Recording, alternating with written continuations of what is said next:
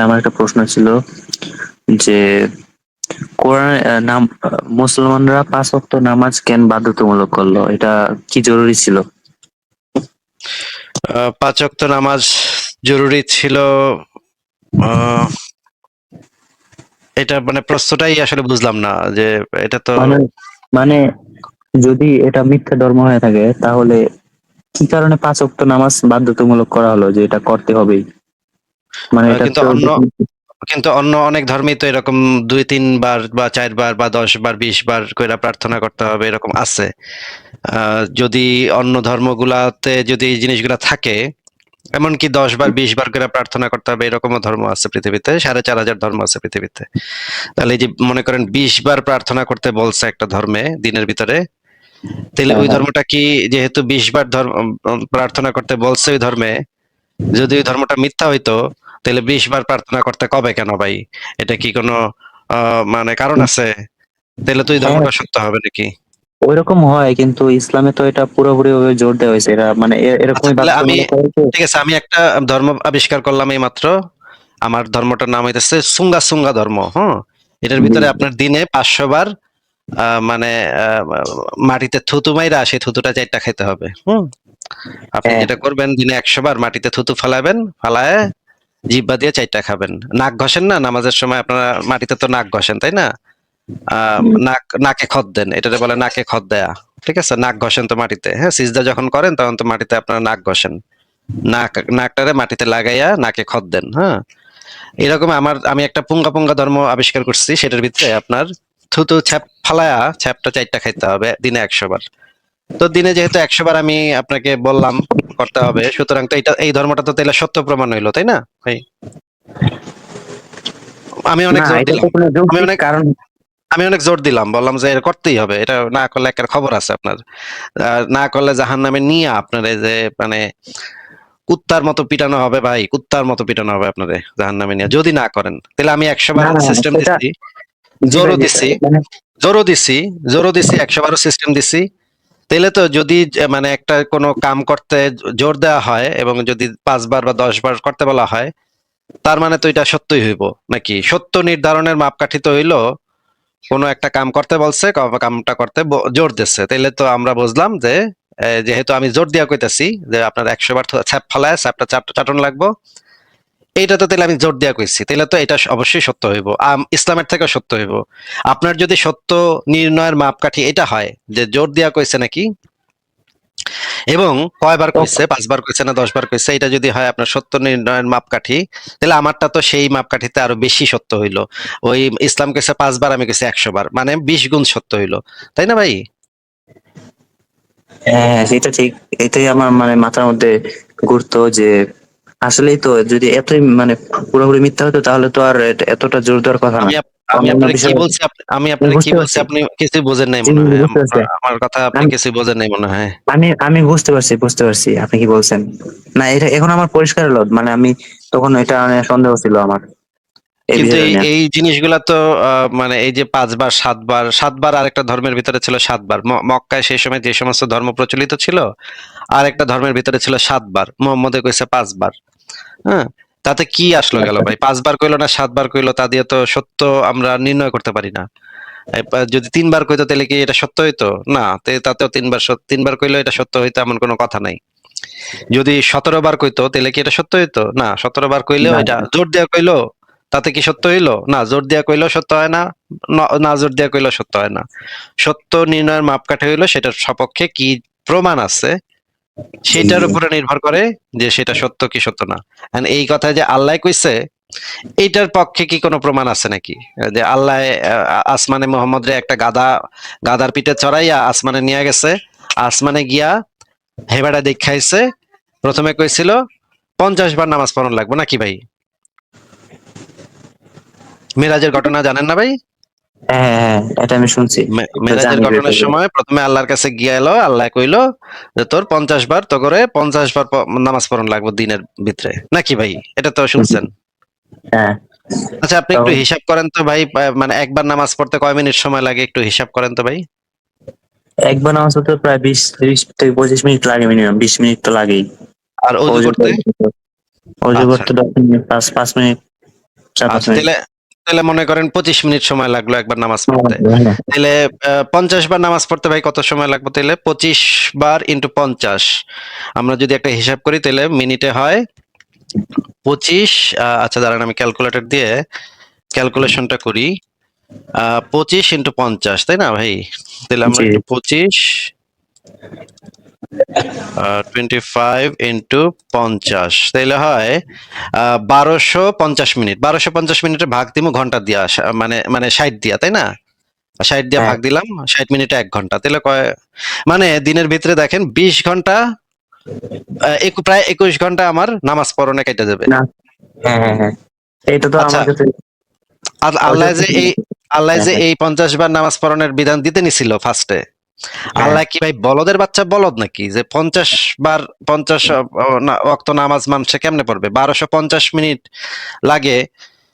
তাহলে তো দিনের ভিতরে হাগুন মতনের টাইম পাইবো না মানুষে, হাগুন মতনের। আচ্ছা আপনি বলেন তো 21 ঘন্টা নামাজ পড়লে মানুষ হাগা মতো টাইম পাইবো? না, তখন তো সারাদিন নামাজ পড়েও মানে সময় পাওয়া যাবে না, 50 ওয়াক্ত শেষ করতে পারবো না তখন, 40 ওয়াক্ত পড়ার মতো ইয়া থাকবো না এরকম। তাহলে তাহলে তাহলে মনে করেন যে এই যে মানুষ চাকরি বাকরি করা বা ঘর সংসার করা, বাচ্চা কাচ্চা দেখা, মানে বউয়ের সাথে একটু মানে সময় কাটানো, প্রেম প্রীতি করা, আহ এরই করবো কখন ভাই? 21 ঘন্টা যদি মানুষের নামাজ পড়ে, আল্লাহ কি ব্যাককল ব্যাককল নাকি? ও কি গাঞ্জা খাইছিল নাকি আল্লাহ যে 50 ওয়াক্ত নামাজ কি বুঝে দিছিল? এটাও তো আমি বুঝলাম না ভাই। এটা আল্লাহর তো কি মাথা ঠিক নাই? হ্যাঁ, এটাও তো কোনো যৌক্তিক কোনো কথা না, এটা আসলে আল্লাহর বাণী কিভাবে হইতে পারে? আল্লাহ তারপরে কেমনে?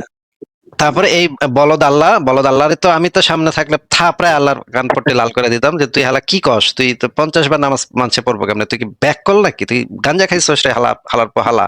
তুই আরো না, সের এটা উপরে তো মুসা, কি এটা তো গাঞ্জা খা? মুসা, এটা এটা তো নাকি মুসা আলাইহিস সালাম বলছিল যে না, না, 50 ওয়াক্ত। ওইটা তো হচ্ছে নবী যখন আবার নিচে নামতেছিল তখন আবার মুসার সাথে দেখা। মুসা কইছে কি দিল? ও আচ্ছা, আচ্ছা, হ্যাঁ, আল্লাহ কি দিল? কয় যে আল্লাহ 50 বার নামাজ পড়তে কইছে। এখন কয় যে মুসা কয়, আরে না, 50 বার কি পড়ন যাবো নাকি? 50 বার তো পড়ন যাবে, ওকে পড়বো না। হুদাই আল্লাহ, যাও যাও, আবার যাও, আবার আল্লাহর কাছে গিয়ে একটু দরাদরি করো, দর কষাকষি করো। কাসকি মাছের বাজারে যেরকম আপনি দর কষাকষি করেন, হুম, মুলামুলি করেন দোকানদারের সাথে, ভাই ভাগা কত দিবেন? 10 টাকা। না না ভাই 5 টাকা দেন, 5 টাকা দেন। না ভাই 3 টাকা, 3 টাকা দেন, 8 টাকা দেন।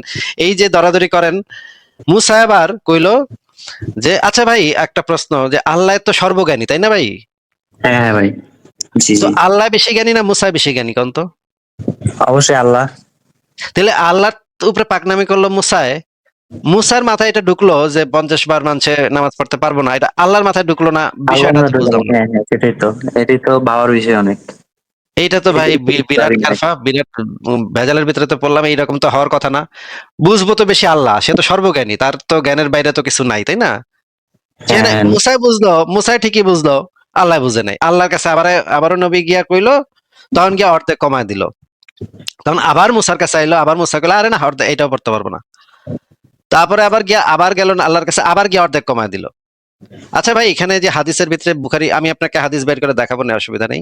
এই যে প্রথমে একবার অর্ধেক কমাইলো, তারপর আরেকবার অর্ধেক কমাইলো। হাদিসের ভিতরে লেখা আছে প্রথমে একবার অর্ধেক কমাইলো, তারপর আরেকবার অর্ধেক কমাইলো। হ্যাঁ, তাইলে হ্যাঁ, 50-এর অর্ধেক হইলো 25, আর 25-এর অর্ধেক করলে হয় 12.5 ভাই, নাকি ভাই? জি, জি, আচ্ছা, 12.5 অক্ত নামাজ মানছে কেমনে পড়বো? সেটা তো অসম্ভব। মানে অর্ধেক 12.5 করে, অক্ত অর্ধেক পড়া নামাজ যায় না। পড়ে তারপর চলে যাবো, অর্ধেক অর্ধেক করে চলে যাবো, এরকম করা যেত, করা লাগবে তাহলে।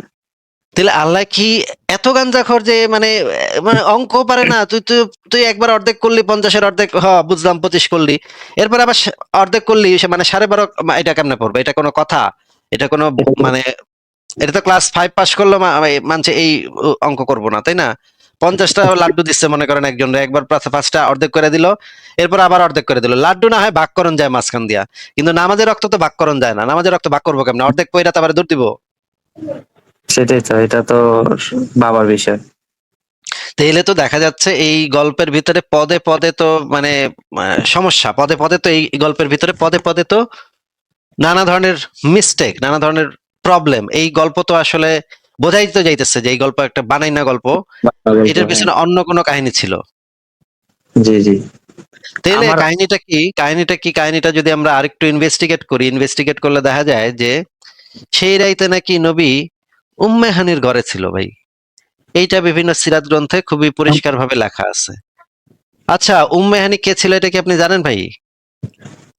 উম্মে হানি ছিল তো ওনার কি জানি চাচাতো বোন। সম্পর্কিত, চাচাতো বোন, চাচাতো হ্যাঁ। বোন।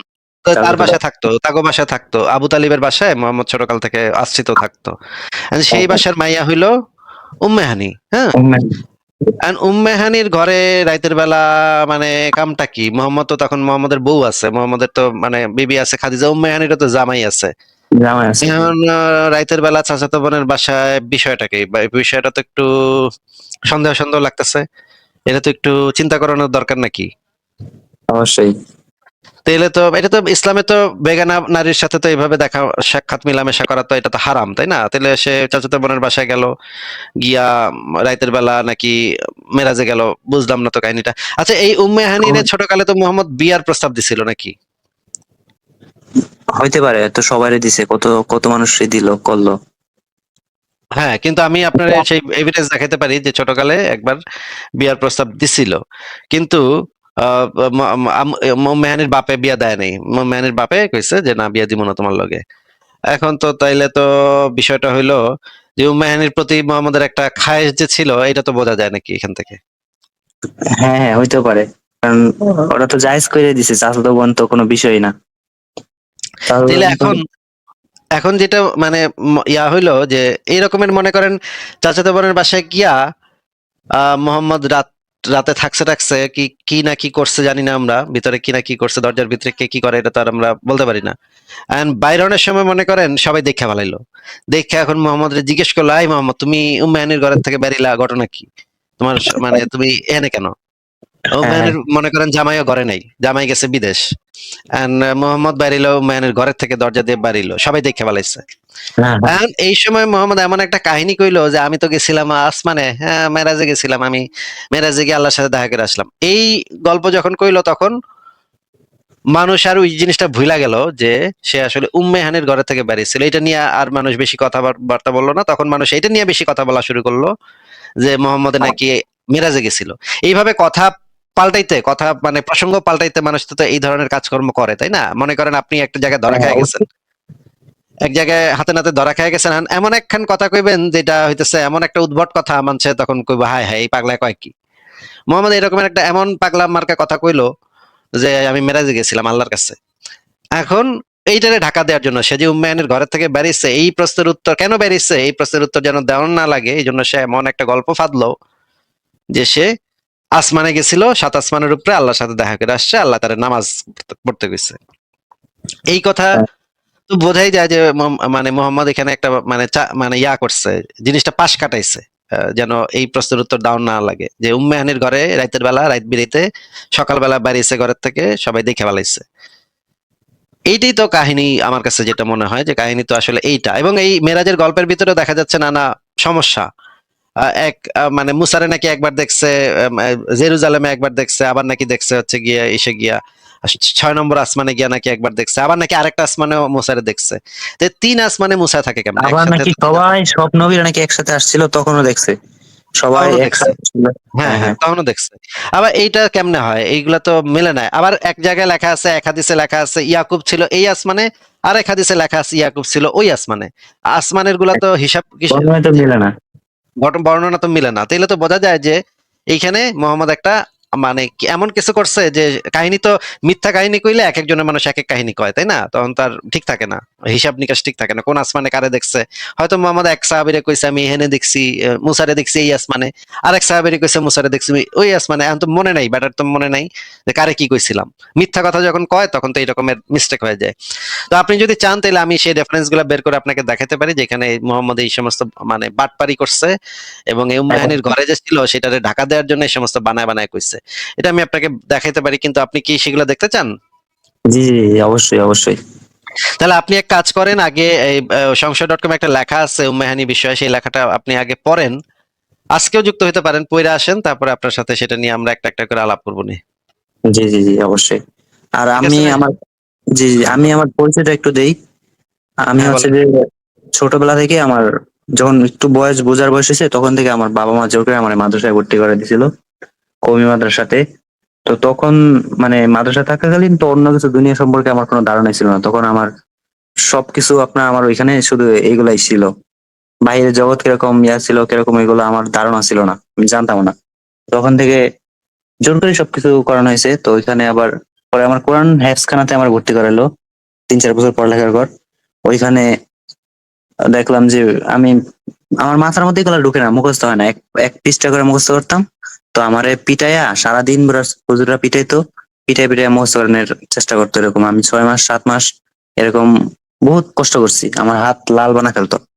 আর যে হুজুর গুলো ছিল ওরা তো চারবেলাই মানে প্রতিদিন রাত হইলে আমি দেখতাম ওরা যে ওই যে মানুষ বলে না যে ছেলেদের বলাৎকার করা হইতো, এগুলাও আমি প্রচুর দেখছি। মানে যে এখানে যে হুজুর গুলো ছিল 4 থেকে 5 জন ওই মাদ্রাসায় ছিল, তো এর মধ্যে আমি 3 জনরে আমি বাস্তবে নিজের চোখে দেখছি এই কাহিনী।